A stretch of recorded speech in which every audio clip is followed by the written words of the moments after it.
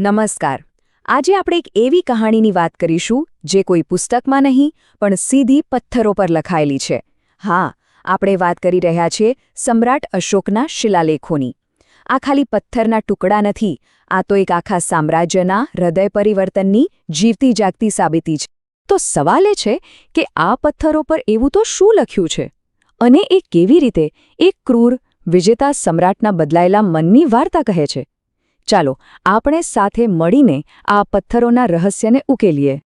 પણ આ કહાણીની શરૂઆત શાંતિથી નથી થતી. ના, એની શરૂઆત થાય છે ભારતના ઇતિહાસના સૌથી ભયાનક, સૌથી લોહિયાળ યુદ્ધોમાંના એકથી. તો વાત છે ઈસવીસન પૂર્વે 261ની. સમ્રાટ અશોકે પોતાની નજર દોડાવી કલિંગ પર, એટલે કે આજના ઓડિશા પર. જગ્યા હતી દયા નદીનો કિનારો, અને ઈરાદો બસ સામ્રાજ્યનો વિસ્તાર કરવો અને વેપારના રસ્તાઓ પર કબજો જમાવવો. એક મહત્વાકાંક્ષી રાજાનું એકદમ સ્પષ્ટ લક્ષ્ય હતું. યુદ્ધ થયું, અને એ પણ કેવું ભયાનક! એની કિંમતનો અંદાજો લગાવવો હોય તો આ આંકડો જુઓ. 1 લાખ, પૂરા 1 લાખ લોકો, સૈનિકો અને સામાન્ય નાગરિકો આ યુદ્ધમાં માર્યા ગયા હતા. અને વાત અહીં જ નથી અટકતી. બીજા 1.5 લાખ લોકોને બંદી બનાવી લેવામાં આવ્યા. આખું કલિંગ ઉજ્જડ થઈ ગયું.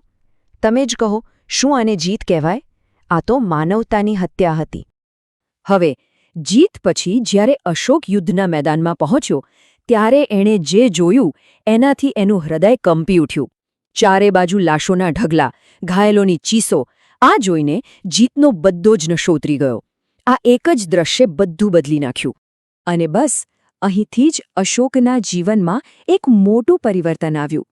એની શાસનનીતિ ભેરી ઘોષ એટલે કે યુદ્ધના નગારાના શોરમાંથી ધમ્મઘોષ એટલે કે ધર્મના શાંતિનાદમાં બદલાઈ ગઈ. તલવારની જગ્યાએ કરુણાએ લઈ લીધી. એના મનમાં એક નવો સિદ્ધાંત સ્પષ્ટ થયો, જે એના શાસનનો નવો પાયો બન્યો.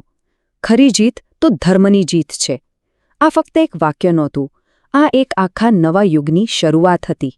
પણ હવે સવાલ એ હતો કે પોતાના મનમાં આવેલું આટલું મોટું પરિવર્તન આટલા મોટા સામ્રાજ્યના ખૂણે ખૂણે કેવી રીતે પહોંચાડવું? આ કોઈ નાનો પડકાર નહોતો. અને અહીં આપણને અશોકની બુદ્ધિનો પરિચય થાય છે. એણે માધ્યમ તરીકે પથ્થરને પસંદ કર્યો કેમ કે એ સદીઓ સુધી ટકી રહે. ભાષા પસંદ કરી પ્રાકૃત, જે સામાન્ય લોકો સમજતા હતા, અને લિપિ વાપરી બ્રાહ્મી, જેમાંથી આપણી મોટાભાગની લિપિઓ જન્મી છે. પછી આ સંદેશાઓને એવી રીતે લગાવ્યા જાણે કે એ જમાનાના બિલબોર્ડ્સ હોય. પણ થયું એવું કે સમય જતાં લોકો બ્રાહ્મી લિપિને ભૂલી ગયા. સદીઓ સુધી આ સંદેશા પથ્થરોમાં એક રહસ્ય બનીને પડ્યા રહ્યા. છેક 1837માં જેમ્સ પ્રિન્સેપ નામના એક અંગ્રેજ વિદ્વાને આ કોડને તોડ્યો અને અશોકની વાણીને ફરી જીવંત કરી. અને જ્યારે આ શિલાલેખો વંચાયા ત્યારે એક રસપ્રદ વાત સામે આવી. અશોક પોતાને દેવાનામ પ્રિય પ્રિયદર્શી કહેવડાવતો હતો, જેનો અર્થ થાય દેવોના પ્રિય, જે સૌને પ્રેમથી જુએ છે. આ કંઈક નામ નહોતું, એ એના નવા વ્યક્તિત્વનું પ્રમાણ હતું. તેનો આખો સંદેશ મુખ્યત્વે 14 મોટા શિલાલેખોમાં વહેંચાયેલો છે. અને આ કોઈ રાજાના કડક હુકમો નથી, પણ જાણે કે આખા સમાજ માટે નૈતિક જીવન જીવવાનું એક બંધારણ છે. કદાચ દુનિયાનું પહેલું માનવતાવાદી બંધારણ. તો એનો પહેલો સંદેશ હતો કરુણા, અને એ પણ ફક્ત વાતોમાં નહીં, કામમાં. એણે પશુબલિ જેવી ક્રૂર પ્રથાઓ પર પ્રતિબંધ મૂક્યો. એટલું જ નહીં, માણસો અને જાનવરો બંને માટે હોસ્પિટલ ખોલાવી. તમે વિચારો, આજથી લગભગ 2500 વર્ષ પહેલાં આવો વિચાર કેટલો ક્રાંતિકારી હશે. બીજો મુખ્ય મુદ્દો હતો સુશાસન. એણે ધમ્મ મહામાત્ર નામના ખાસ અધિકારીઓ રાખ્યા, જેમનું કામ લોકોનું ભલું કરવાનું હતું. એણે પોતે જાહેર કર્યું કે પ્રજાના કામ માટે તે દિવસ-રાત હાજર છે. શું કોઈ શાસક આનાથી વધુ જવાબદાર હોઈ શકે?